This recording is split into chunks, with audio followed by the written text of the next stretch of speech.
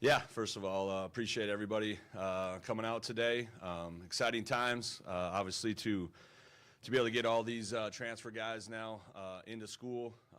Excited to get 9 new members of the family here off of it, and obviously some important, we thought, position needs, for us, adding 3 wide receivers, 3 DBs, 2 defensive linemen, and a quarterback too as well. So I'll just talk briefly about each guy, and then if you guys have any questions after that. So I'll start with the wide receivers. B.J. Fleming, coming to us from Northern Arizona. The thing that excites me about B.J. is he's played a lot of college football.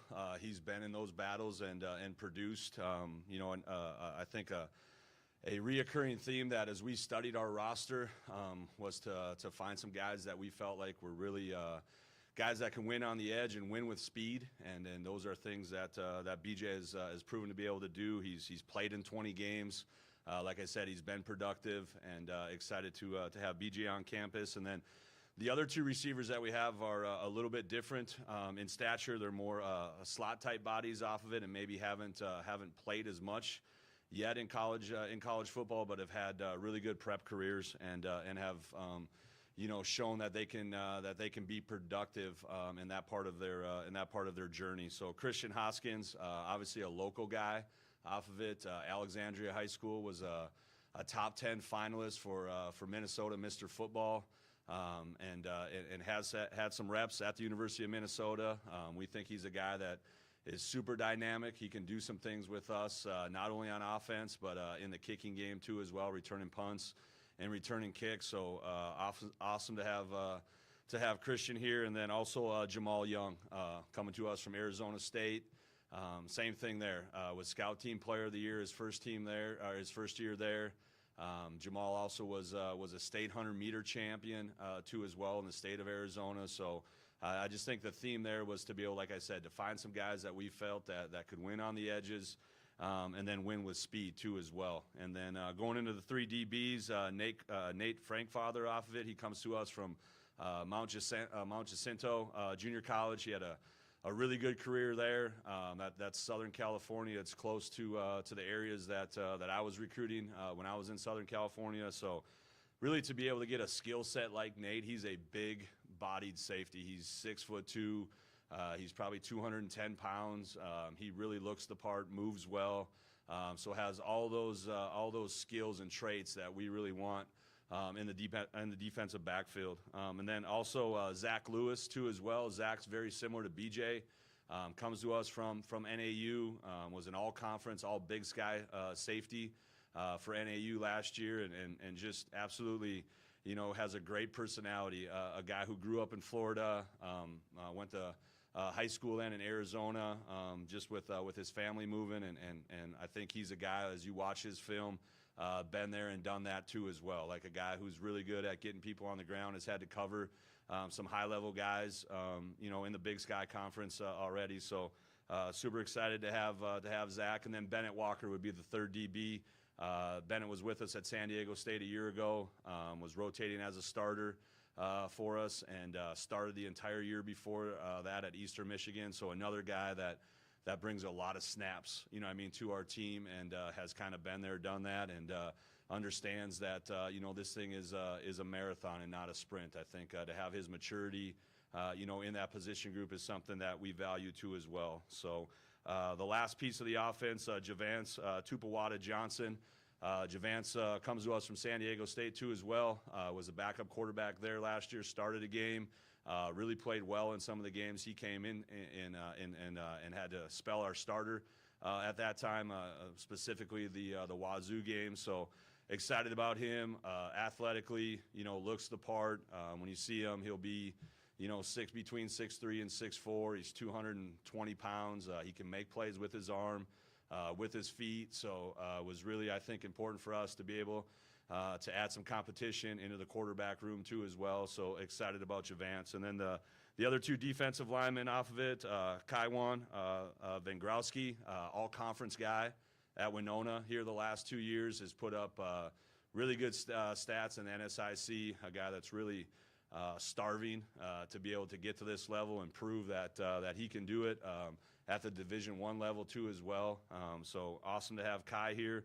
And then the last one is Emmanuel and Ola Baju off of it. Emmanuel's a guy who comes to us from St. Thomas, started and played early in the season, and unfortunately had a season-ending injury off of it. But 6'2", maybe a little bit over that, 300 pounds, moves well, was really playing well early in the season. You turn on the film against, I don't know specifically, just remembering watching him against Northern Iowa, like, hey, he was disruptive in there, can be a guy that can do the things that we want him to do as a 3 technique in the 4-2-5, can hold the point, can move and can create some havoc in the middle of the defensive front there for us. So excited about those guys. And then just one other thing I'll mention before I open up the questions. Added 2 new coaches here since last time we talked to you. So John Anderson will be our edges coach. John brings a wealth of experience. Been a head coach, a successful head coach, was 40-17 at the University of Sioux Falls. Was at ODU last year. I think brings a lot of value. Just a guy who can see it kind of from that 30,000-foot view of how a program needs to be run, and has that wisdom, and be able to bring to our staff. And then Markel Pete, director of player personnel. I think Markel is got a really good reputation in the recruiting industry of being able to build relationships, and I really think has a gift to be able to talk to guys, whether they're from rural areas or populated areas. Like, he's a guy that is going to be a very valued member, of our staff. So happy to have those 2 guys on board too as well. So I'll open it up to any questions.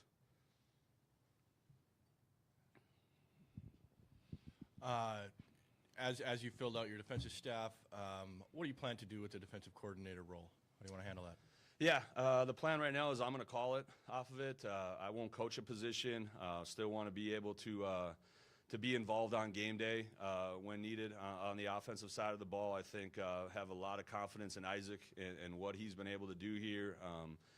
So we'll have some input, obviously, on key situations, but I just think you hire guys and you let those guys go do their job. I'm not going to micromanage them, and I really feel, like I said, confident in what he's able to do and in his leadership on that side of the ball, and just feel like, what we want to do here defensively. I think it's really important that we get things taught the right way right out of the gate. And I think that's, obviously doing this a few times here now.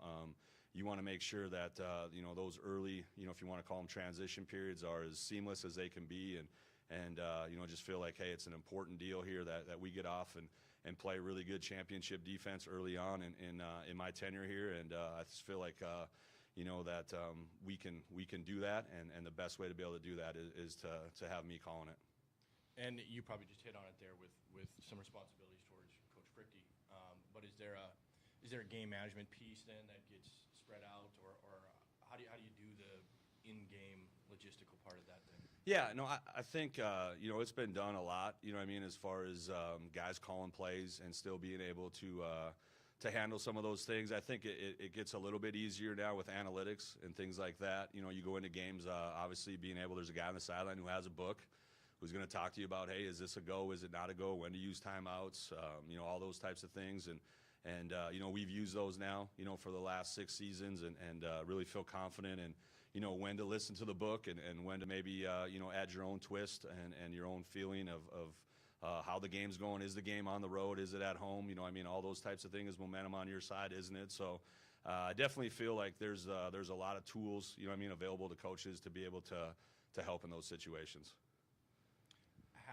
Have you consulted anybody who's gone this route as head coach, play caller, or have you seen it around the league? I can't think of an instance that anybody else is doing this. Yeah, last year obviously was with Sean Lewis, and Sean called the offense at San Diego State. So being in those meetings and talking about all the game plan prep and getting into the situational stuff, I think was a good learning experience for me. And then, the whole time that I've really been gone from Grand Forks has been as a special teams coordinator. So obviously you're involved in all the kicking situations, all the end of quarter, end of half, end of game situations too as well. So just, having having that knowledge and having the ability to be able to make those decisions when you're in that seat off it, I think is, really been helpful for me moving forward.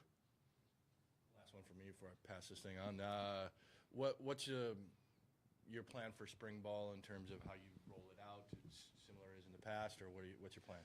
Yeah, I mean, right now, we're worried about January 15th. I mean, to be honest with you, got this thing off the ground here. I think, talking to our guys the first 2 days, I want it to be as seamless and as clean of a run organization as it can be, and I think our guys really see that. Coach Stein's been off to a great start with our strength and conditioning department too as well. The one thing that I think we're really emphasizing is just genetically we want to get better. So the strength and conditioning piece of this thing I think is huge for us. So we're gonna extend that as long as we can. So I know spring ball I think around here has probably started a little bit earlier at times. Like we won't have anything as far as on the field until after spring break, and that's designed so our guys can maximize the weight room here as much as they can. We want to build some toughness too as well. Through our strength conditioning people and his staff, and I think the culture piece really is huge too as well. During this time of year, so we'll get to spring ball right after spring break, and then have our spring game April 25th. Right now is kind of the date that we have penciled in. But I think the most important thing for us right now is just getting around our guys and really, like I said earlier, like building relationships with those guys and getting to know them, not just from the football side of things off of it, but personally too as well, and then really like going to work here genetically with them and trying to do everything we can to give them every advantage we can as far as getting those guys bigger, faster, and stronger. You've been, you've been busy since the second you got here. What's just kind of the adjustment been like for you? Have you gotten kind of into a rhythm just with trying to settle things into place under your scheme now? Yeah, I mean, obviously a lot of meetings, a lot of protocols to be able to follow, and making sure that, how that has jived here in the past with what my vision is here moving forward, I think is the biggest thing, and it's been awesome. Chad Karthauser's been, amazing. Obviously, Bill Chaves and Eric Martinson and their vision, and them being able to be able to help me, just with some of the policies and procedures that are helping here. And anytime you have people that have been, in those positions for a number of years, they know who to talk to, how to make it work, and all that kind of stuff. So I've been really, happy and just, thankful that, of Bill and Eric and Cart and how they've been able to help the transition process here too as well. And then, the biggest thing is getting this thing, I feel like, off the ground and hitting the ground running. And I think that's the one thing that I've been really pleased with here. The first 2 days is coaches out there coaching and getting around their guys, and the players responding in the right way, and them obviously learning some new things here too as well, as far as how things are going to be run and schedules and how we communicate and all that kind of stuff. So, kids are resilient. I think, they do a great job of you got to show them the path and what you're looking for, and they're on board here. I think they're hungry. We use the word starving, for success, and they want to be shown, hey man, like what's the right path for me to be on, for me to be successful. And I really feel good about the plan that we have in front of them now, and they just got to follow the protocols, and we can make them the best version of themselves.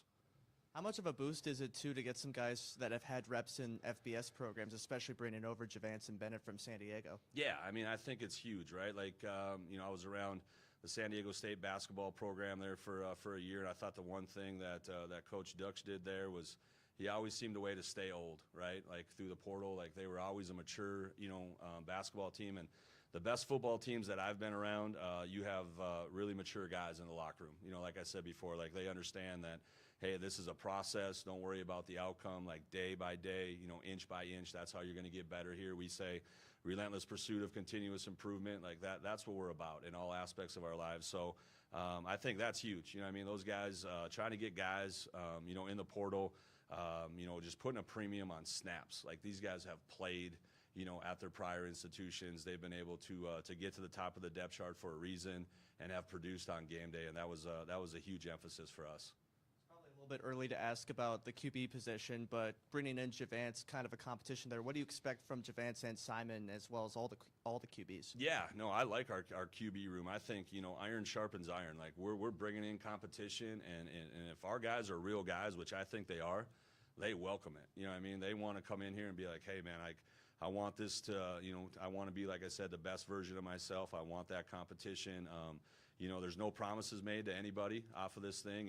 Even talking to Simon, obviously, he was the guy a year ago off of it, but we're going to play the best guys in 2025. We're not going to play the best guys in 2024, and Simon knows that he's got to go out there and earn this thing. And, one thing with Simon, he'll be out of spring ball just with a shoulder surgery situation here, and so he just had that done.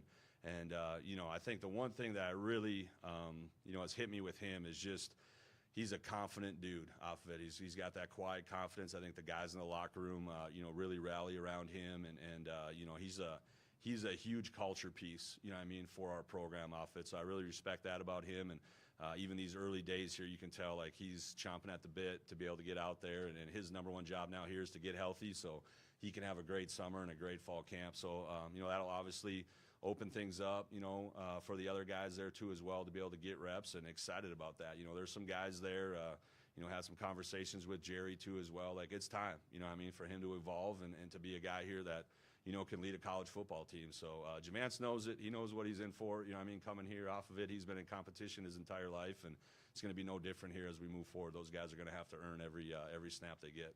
And you've talked about building the culture here as well. How much has it helped in the portal and in recruiting overall to have support from the collective, and also with the new facilities coming up as well? Yeah, I think, the collective's been huge, obviously.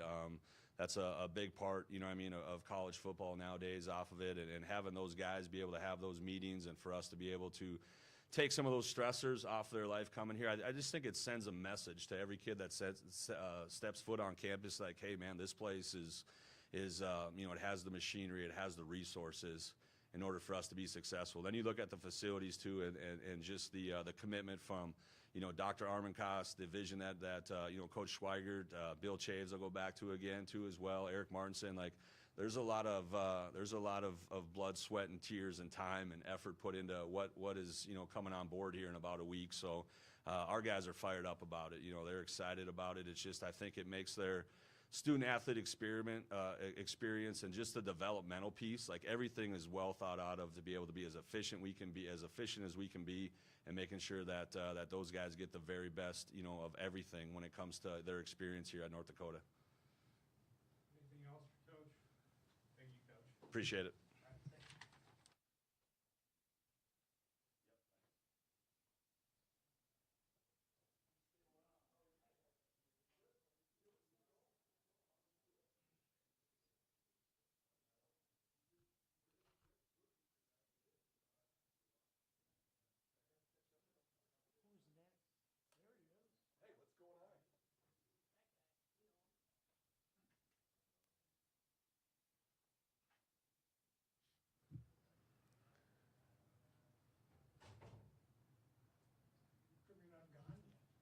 We leave at 1.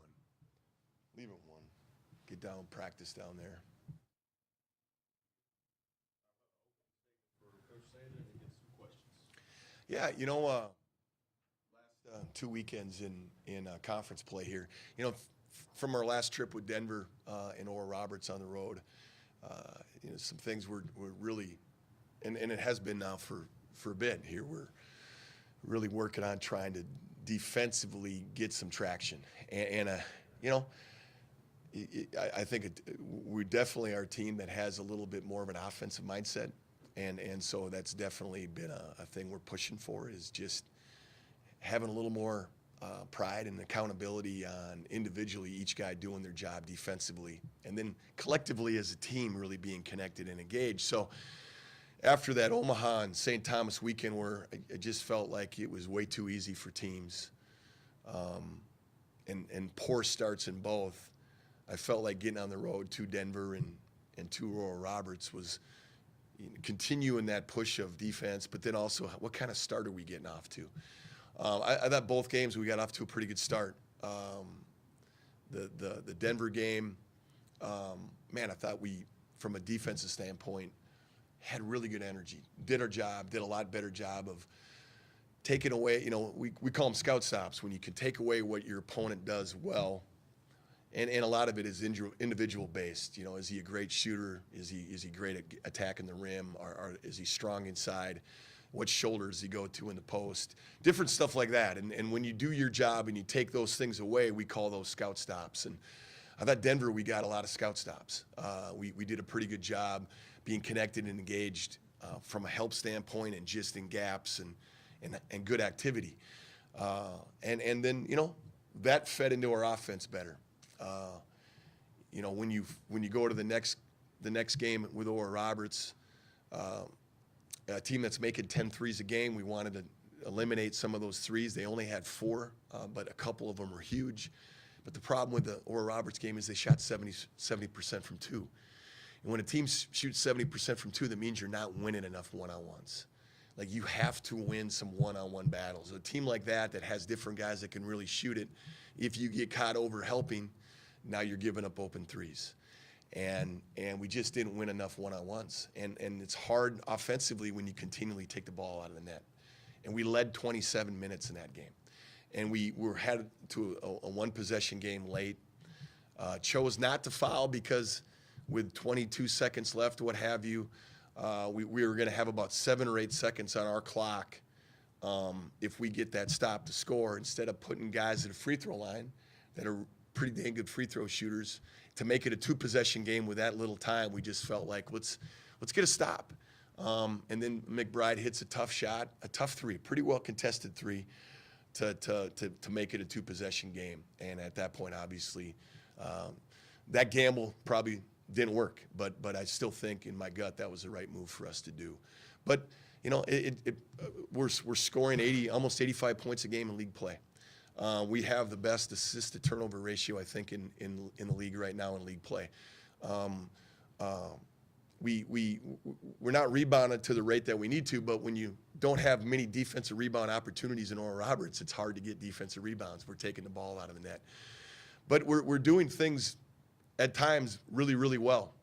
But defensively, we've got to get traction here. Like I could tell our guys, it's good to know this is our deal. This is what we got to take more pride in, from possession to possession, making it really important, and then closing plays with rebounds. And as we do that, I think that continues to help our offense, but we can't just focus on offense, and if it's not going well, let that impact our defense. And that's kind of who we can become. And so there we go. That's our cross. That's what we're trying to turn right there. That's what we see it clearly in the mirror, and we've got to get tougher that way. So I'll take questions. Coach, I know we're talking defense, but I'll change gears a little bit. Trayson hasn't been able to, catch fire like he did against Alabama, post-Alabama. Is some of that reflection of, better recognition from conference opponents on personnel, or, does pressure come with the performance at Alabama? Or what do you attribute to just not hitting the threes as well? I think all the above. I think the pressure that kind of came from the Alabama game. To be quite honest, when you watch the Alabama game, it's clear that there was not a lot of preparation from an individual basis for our team. I think their emphasis was probably really more of a default type defense. This is who we are. This is how we play. We got to pressure. This is our ball screen defense. He got to his right hand a lot. Like, there's different things that they allowed him to do that a lot of teams don't allow him to do. And then I also think you connect that with the fact that Trey just played awesome in that game. We had great energy as a team in that game. The things were on both ends of the floor, but we still gave up 62 points in the second half to him. And I guess the easy answer, well, they're Alabama. Well, there's still an opportunity there. But teams are obviously really, really going after him. And what I thought the Oral Roberts game, he made a lot of awesome plays out of doubles, out of blitzes, out of different coverages where he got other guys really good looks. He had 5 assists to just 1 turnover. There was passes he made out of coverages that allowed the next pass, where we're going from a 5v5 to 2 guys on him, passing out of that to now a 4-on-3 situation where now that next guy has to make the right play. And sometimes we did, and sometimes we didn't. So I think there's definitely some, but there's some of that where he's just kind of going through it. But I tell him, like, the impact he made in that Denver game. I think he was a +27 on the plus minus in that game. And he didn't score a lot, but he had an impact of plus 27 because what teams were doing to try to take him away gave other guys opportunities where they scored. And even in the Oral Roberts game, there was some of that. So it's just, hey, keep locking in on the things that truly matter. Like just keep working hard, keep playing hard, keep trying to make that right play. Let the ball find you. You know, let your instincts kind of take over that way a little bit, and instead of kind of holding on to that club so tight that you're pounding that ball, 100 miles or 100 yards into the rough, right? As a golfer, when you're grabbing it too tight, it can be difficult. And so free yourself up a little bit. Allow yourself to make mistakes, but free yourself up, make the right play, and the ball is going to continue to find you. So I'm not worried about Trey at all when it comes to that. He's too good an all-around player, and I think that part of it's going to come for him. What's the outlook on Brian Matthews? Could he help you defensively if you're able to get him back? For sure. I mean, he's big, physical, and he was playing at a very good level when he got hurt. So our hope is that he's back. Our hope is that he's back sooner than later. He's really putting the work in. So we want to get him back on the floor as soon as we possibly can. Just talk about how Zach has really evolved over the last few weeks and just from his position of being a walk-on. Yeah, awesome, right? Like confidence, but, on both sides of the floor, like his feel's pretty good. And he's doing a nice job just really playing hard, and he's learning defensively the growth from him defensively is huge. But like what he gives us on offense, he's just doing an awesome job of doing what he does well and sticking within that. Like he's not trying to do too much. He is always shot ready, right? He always cuts with a violent cut. Like he cuts, he doesn't just cut hard, like he cuts violently. He just plays really, really hard. And so that's really helped. And because we're in need of that, and it's really helped us. But the confidence that he brings, and he's just an everyday guy. He's an everyday guy with what he brings. So it's been awesome to see him play the way he is and help our team the way he's helping. Is that it? Thanks, guys.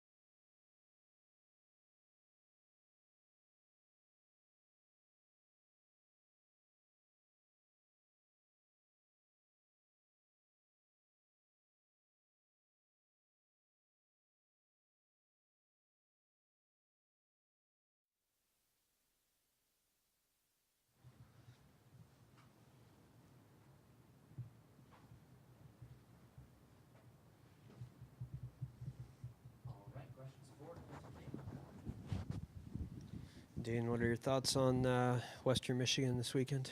Looking forward to it. It's a good test for us. Tie at the top right now with them and ASU, so it's a big weekend for us. We've got to come out with points any way possible that we can find a way just to come out with wins, whether that's regulation, overtime, shootout, anything we can get. Any way we can get points is what we're looking for. Just got to continue to play well. I thought we played well on Saturday. We just got to continue to build off that, and it's good having all our guys back in the lineup. I think that definitely makes a difference for us right now. Yeah, what did you take away from the weekend in Arizona? Thought we had our moments where we played really good. We had a couple periods where we didn't play our best, and I think it goes to show in this league you got to play full 60 minutes. I know we say it all the time, but it's so true. You gotta play shift after shift. It's not a one-period hockey game. Every team we're playing is really good. Every single line, every D pair, all their goalies. So we gotta be ready to play the whole game. Every single game we play. Are any things you want to see out of your team to try to score against a couple goalies that have been really hot this year? Yeah, they have two outstanding goalies, so I think that's going to be our biggest challenge is getting to the net front and establishing presence in front of the net to try getting their way, whether that's screening or getting tips, garbage goals. But we're just going to have to find a way to put the puck in the back of the net this weekend, and that's going to be probably the biggest key for us. You've seen Cade Littler play for a little bit. What have you noticed about how he's come along this year? I think his confidence is growing a lot. As you can see, he wasn't in the lineup Friday, but Saturday morning he got put in, and I thought he played a good game. He's a big body, and just getting to that net front, playing down low is probably his biggest asset.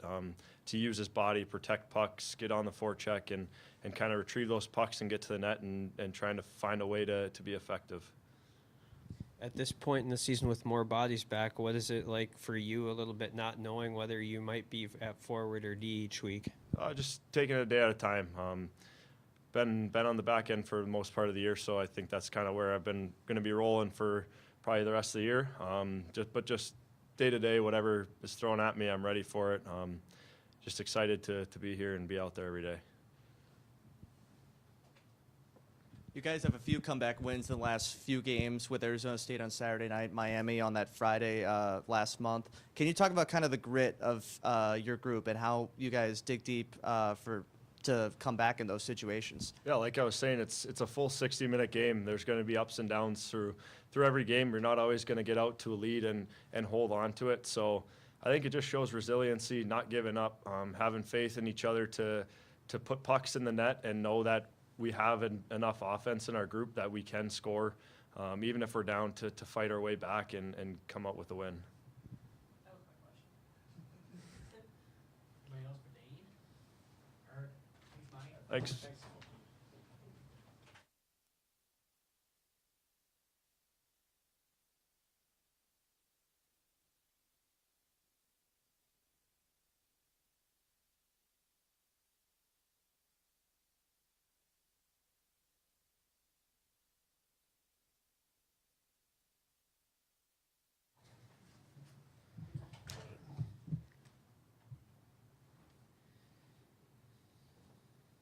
All right, we'll start with an opening statement from Coach Barry on this weekend's matchup with number 4 Western Michigan. Yeah, looking forward to the weekend ahead. Coming off of a weekend in Arizona State where I thought we're successful and played the right way on Saturday and got the result we wanted. Not in regulation, but after. Can I start over? Sorry. College hockey. Excited about getting back at North Dakota here after a successful Saturday and Arizona State winning in overtime and, playing against another top opponent here in the NCHC. As you can see, the standings are really tight and every point is worth a lot, and same in the pairwise here. So guys are dialed in, excited, had a really good week of practice, and we're ready to go. What are your impressions of Western Michigan? Yeah, very similar, reminiscent of teams under Pat Ferschweiler the last couple of years. They play fast, they play north. They're an offensive team. They can get up and go, and usually it's a game where there's a lot of high shot totals and a lot of opportunities both ways. So I guess at the end of the day, getting chances against them we have to earn, but at the end of the day, playing very good defensively. And again, it's going to be repetitive about goaltending and specialty teams. It'll always come down to that, and it did in Arizona State. Their goaltending's been very good this year. What are some things you want to see to try to get break through against those two? Well, I think playing on the inside, playing inside the dots and trying in the offensive zone, trying to get to the net front, and then also getting pucks to the net as well, and just playing a simple north hard game. And again, I think one of the things that they like to do is transition. Whether it's neutral zone or D zone off of that, stretching the zone and getting out. And so, we're going to have to really make sure that we put a lot of pressure, but also be responsible coming back into our end of the rink. What have your thoughts been on Cade Littler's season to this point? Yeah, very very good, to the point where as a freshman coming in here from junior hockey, you never know, how that's going to go yeah, early on. But I'll tell you what, he's earned every opportunity that he's gotten. He started very strong, and he's only gotten stronger. And when we were decimated with some injuries, he got more opportunity. He made the most of that, and he's creating a role for himself. He's a guy that has some good offensive skill, but he's tough to play against, and he's a big body that goes to net front. And in a hard, heavy NCHC league, you need guys like that, and he's been very good, and he's only getting better. Comeback win for you guys on Saturday night. You talked about how it was kind of reminiscent of the Friday Miami game as well. Can you talk about kind of the grit and digging deep that this group does when they get in situations like that? Yeah, for sure. Like I said, just in Miami, we did that coming back in the third period winning. Kind of what was disappointing was, we were playing a good game in Arizona State. We're up a goal, and then we take a 5-minute major, and we've obviously addressed that early in the week here, with our group about playing with discipline. And obviously special teams are a big thing. You kill the 5-minute major, you get huge momentum. We gave up 2 goals, and what do you do after that, right? It's very easy to say, well, the game's over. Didn't have that in our game at all. We played 5-on-5, had some chances, and we went on to 6-on-5, and I thought we got some really good looks, and we capitalized. That's the resiliency, the response that you want in a team, and then just not being satisfied about tying the game. You want to win it, whether it's in regulation or overtime. So our guys have the will. It's a situation where you don't want to challenge it too many times of chasing the game that way, but at the end of the day, knowing that you have that's a good thing. Obviously, first place up for grabs in the conference. Last year when you guys beat Western, you won the Penrose because of it. But it's far from a cakewalk when you guys match up against each other. Just kind of your thoughts on that part. Yeah, for sure. They're very similar teams. Like hard teams, North teams play fast. Very good offensive players on both teams. And again, like I said, goaltending and specialty teams are going to be the difference. And last year I just went through the notes and some video from last year. I don't think there was a power play goal scored. In the 2 games that were here, limited amount of power plays, but nothing was scored. So 5-on-5 is going to be a huge part of the game, and also your play with the puck as far as puck possession, but your play without the puck of being strong defensively. I remember on Saturday you were saying when there was about 30 seconds left in the game and Cam got the puck that you were almost guaranteed that that shot was going to go in because of what he's able to do. What is it about him kind of in that right spot on that shot that makes him so successful, you think? Well, first of all, his individual skill set. He's a strong body. He can, there's some guys that can pure a puck, with a lot of velocity and accuracy. He's one of them. And at the end of the day, he puts himself in a situation of finding the quiet area, moving up and down that flank. And then once he does, it's the execution part about not only, hard shot to the net with velocity, but also accuracy. And again, anytime that puck gets over to that side, good things can happen more times than not. And so, like I said, the guys did a good job of possessing the puck, moving the puck around, and finally getting it to him. Perfect. Thanks, Coach. Yep, thanks.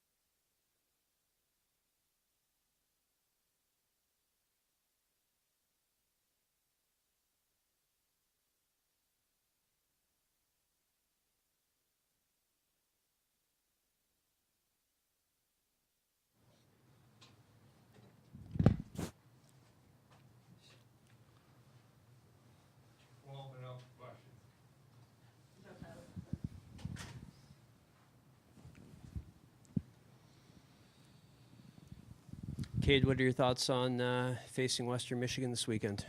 I think it's an exciting matchup for sure. Two of the first place teams going at each other. I think it should be a big weekend. What did you think of Arizona? I thought it was good. We bounced back and kept fighting all the way to the end of the game. So that was a big resiliency in our team throughout the game for sure. How was your freshman year gone? I think it's been good. I think obviously there's going to be some challenges. I think the main thing is just been trying to help the team in any way. And I think it was good to get in there Saturday night or whatever and help the team and be out there and help the team, I guess. What are some things you need to do to stay in the lineup and keep playing minutes that you are on Saturday? I think keep playing hard, keep my feet moving. I think that's a big thing. I think try to make the plays when they're there. I think just being a positive, like when you're on the ice, being a positive difference maker. Keep the puck below the other team's hash marks, play it on there, wear the team out, and find some goals that not everyone likes to score. I know against Manitoba, you got a lot of chances in the dot. Western's one of the top teams in the nation, along with you guys in faceoffs as well. Just how big of a weekend will it be in that area of the game? Yeah, I think that's starts every play. So I think it's I guess starts your shift every time. So you either start with the puck or don't. And when you start with the puck, you have a lot better chance. So I think we started with it a lot in Manitoba. And I think that was a big reason we had the puck a lot. Yeah, I know 4 of your guys are over 50% on draws this season. What can you kind of attribute that success to? I think a lot of it is wingers helping. Notice a lot, like with college or whatever, you don't win a lot of clean draws. I think it's a lot of tying up and winning the battle physically and letting your wingers come in and help.